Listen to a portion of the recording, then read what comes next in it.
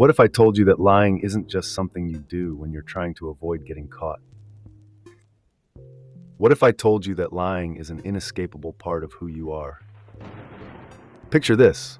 I'm deep diving through the labyrinth of the internet, hopping from tab to tab like a curious algorithm, when I stumble upon a book with a title that practically dares you to question your moral compass. Born Liars by Ian Leslie. Now, here's the kicker. This isn't just some dry academic treatise on human behavior. This is the rabbit hole you never knew you needed to fall into. As I scanned the virtual pages, it became clear that Leslie was unraveling something far more uncomfortable than the occasional fib.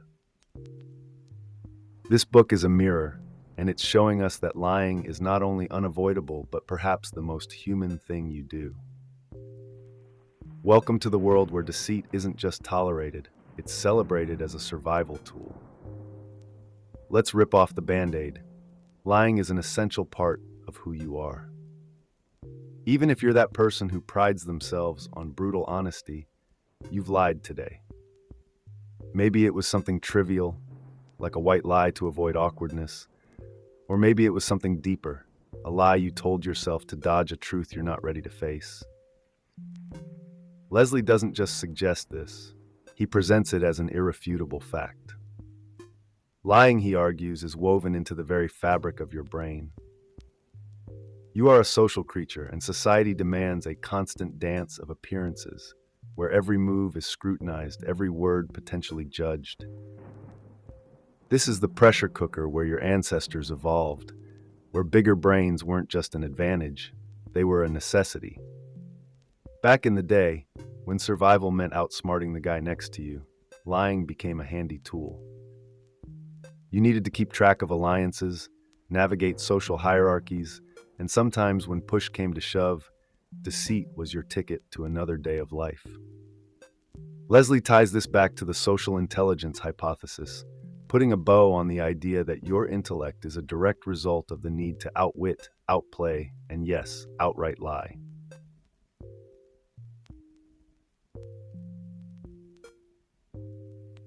But let's not just point fingers at you humans.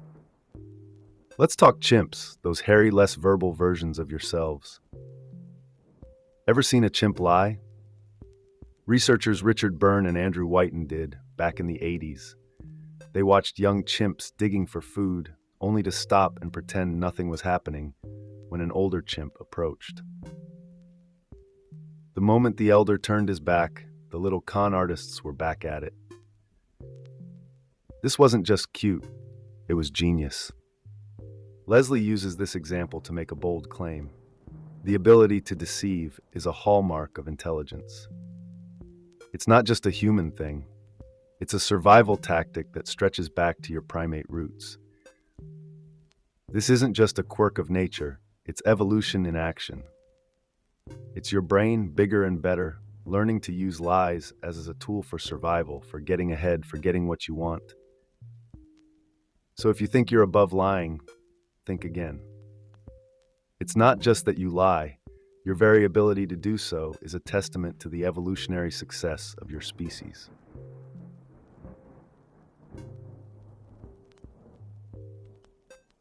And it starts early, earlier than you might be comfortable admitting. Babies, those bundles of supposed innocence, are already learning the ropes. A 9-month-old might fake laughter to get in on the fun with other giggling babies. Think about that for a second. Before a child can even form a coherent sentence, they're already dabbling in deceit. Fast forward a few years, and the game changes. Around age 4, your little truth teller becomes a practiced liar. It's the age of the theory of mind, when a child starts to realize that not everyone can see into their head, that their thoughts are their own little secret. And with that realization comes the understanding that they can tell you whatever they want. The cookie? Oh no, they didn't take it. Must have been the dog. What's fascinating is how this skill is honed through feedback from the environment. Lie too much, and you lose credibility. Lie too little and you miss out on opportunities. This balance is something that every human learns, refining it into a fine art as they grow into adulthood. Leslie isn't just telling us this to ruin your memories of childhood. He's laying the groundwork for understanding just how integral lying is to your social toolkit.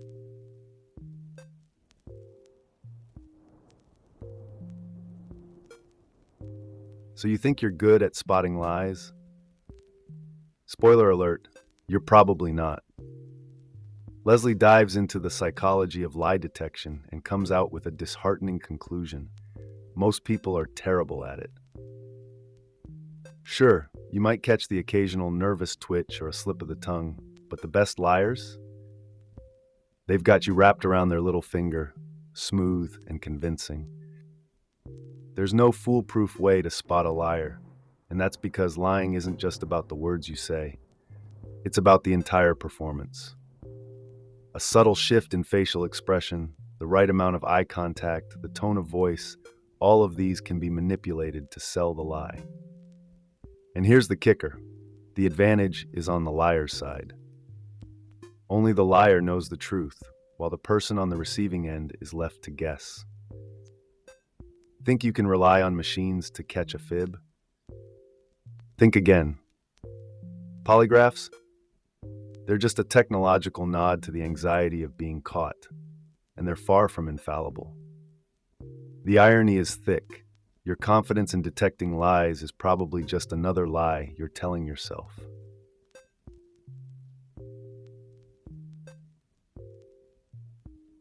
Machines, those supposed arbiters of truth, are as fallible as the humans who designed them.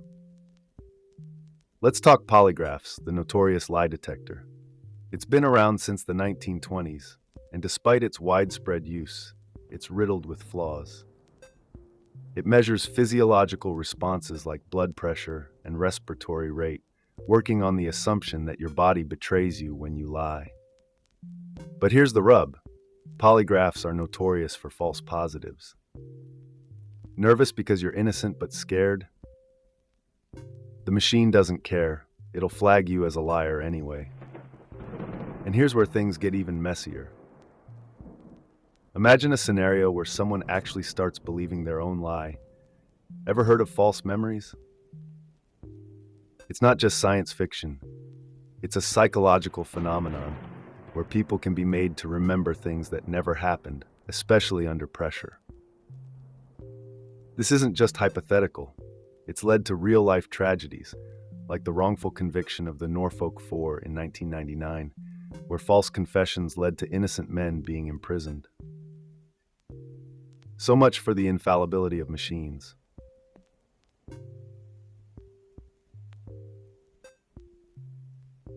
But the deception doesn't stop with others. No, the most insidious lies are the ones you tell yourself. It's not just that you lie to others. Your brain is constantly filtering, distorting, and outright fabricating reality to suit its needs. Ever notice how hills seem steeper when you're tired, or how you can recall an event differently depending on how you're feeling at the time? That's your brain messing with you.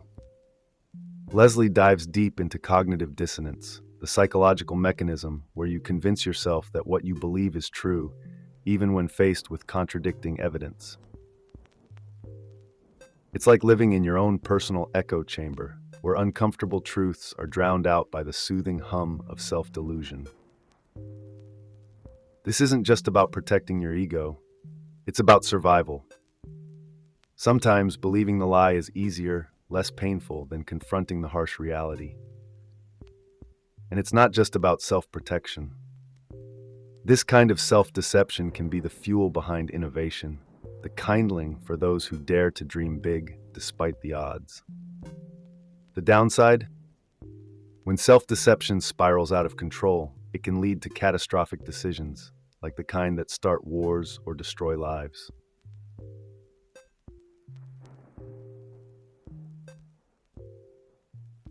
Speaking of deception with a purpose, how about the placebo effect?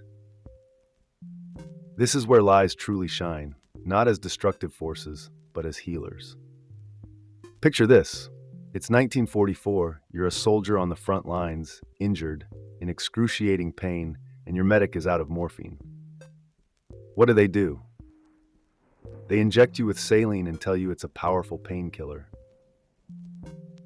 Miraculously, your pain subsides. This isn't some miracle, it's the placebo effect in action. The belief that you're being treated can be as powerful as the treatment itself. Leslie's exploration of this phenomenon shows just how deep the power of belief runs. The placebo effect isn't just a medical curiosity, it's a testament to the power of the mind. It's also a reminder that sometimes a well-placed lie can do more good than the cold, hard truth. This isn't just about medicine. This kind of psychological trickery extends into everyday life, influencing everything from how you perceive the taste of food to how effective you think a drug is. It's a potent reminder that reality is at times what you make of it.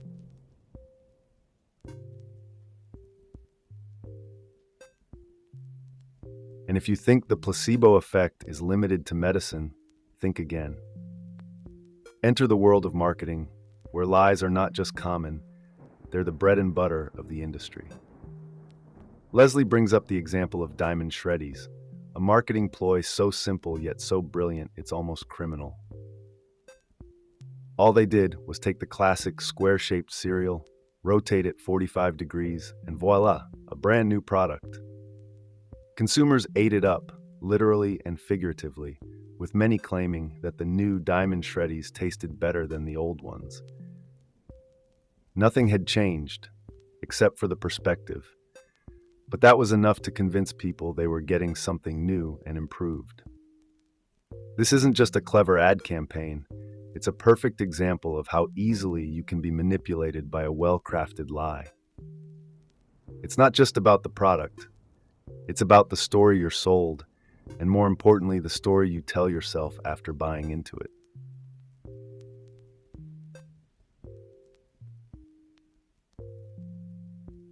But let's not get too comfortable with all this talk of beneficial lies. There's still the question of morality.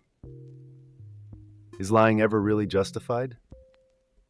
Leslie doesn't shy away from this question, but he also doesn't pretend there's a simple answer. The Bible, for instance, is famously contradictory on this point. Thou shalt not bear false witness, it says, but then goes on to celebrate instances where lies were used for a greater good, like the Egyptian midwives who lied to the Pharaoh to save Hebrew children. Immanuel Kant, the German philosopher, took a hard stance, arguing that lying robs a person of their human dignity. But even Kant wavered, wondering if it might be okay to lie to avoid hurting a friend's feelings. Leslie doesn't give us a clear answer because there isn't one. Whether a lie is right or wrong depends heavily on context, culture, and personal belief systems. What's considered a harmless white lie in one society might be seen as a grave offense in another. It's a moral gray area, and it's one that every person navigates differently based on their own upbringing and cultural values.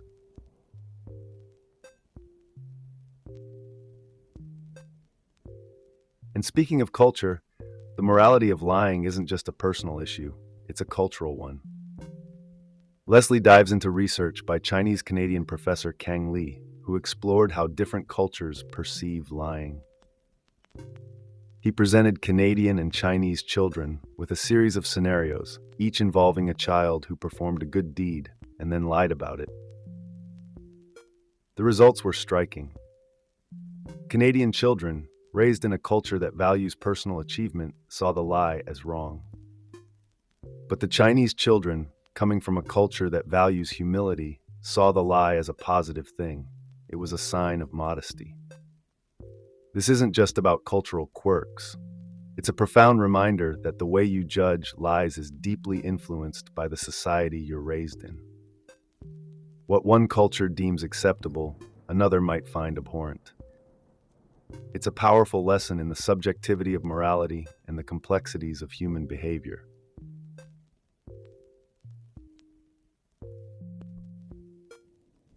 So where does this leave us? In In a world where lying isn't just a shadow lurking in the corners of morality, but a key player in the human experience. Leslie makes it clear that lying is embedded in the very structure of society. It's in your personal relationships, your professional dealings, and even in your self-perception. Lies can maintain relationships, smooth over social interactions, and help you navigate complex social environments. But they can also destroy trust, lead to massive misunderstandings, and wreak havoc when they spiral out of control. The line between a helpful lie and a harmful one is razor thin, and often it's only hindsight that lets you see where that line was crossed. Leslie's argument isn't that we should all start lying more. Far from it. Rather, he's urging you to recognize the role that deceit plays in your life, to understand it, and to be mindful of it. Because whether you like it or not, lying is part of the human condition, and it's not going away anytime soon.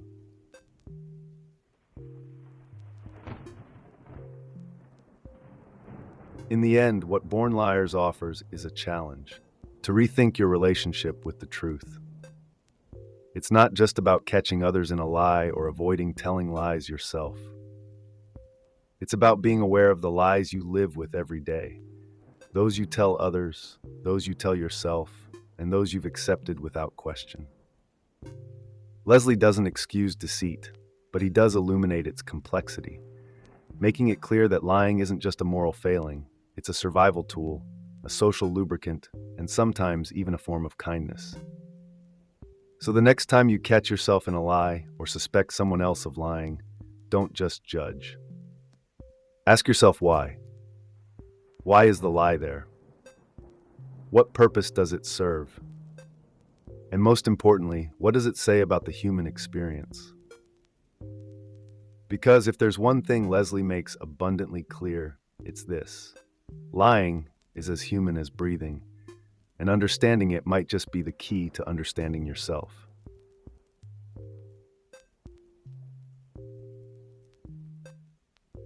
So here we are, at the end of this labyrinthine journey through the murky waters of human deceit. After wandering through the corridors of Leslie's Born Liars, I hope you're leaving with more questions than you came in with, because that's the point. This book doesn't just peel back the layers of lying, it forces you to confront the uncomfortable truth that maybe, just maybe, those lies aren't the problem. Maybe the problem is the illusion that you can live without them. Leslie's exploration is a call to embrace the paradox that lying, in all its forms, isn't just a necessary evil, but a fundamental part of what makes you, well, you. But don't just take my word for it. The real value of Leslie's work lies in how it encourages you to think critically about the role of deceit in your own life. How often do you deceive others? How often do you deceive yourself? And most importantly, what are the lies you tell that you've come to accept as truth? In a world that constantly demands authenticity, maybe it's time to admit that authenticity itself is a kind of illusion, a carefully constructed lie we all agree to believe in. As we wrap this up, I want to thank you for sticking with me through this deep dive. Whether you're intrigued, disturbed, or just plain curious, that's exactly where you should be. Because questioning the truth and the lies that come with it is the first step towards a deeper understanding of what it means to be human. And isn't that what we're all really after? Until next time, keep questioning, keep thinking, and don't be afraid to peek behind the curtain. After all, the truth isn't always what it seems. Take care, and I'll see you in the next one.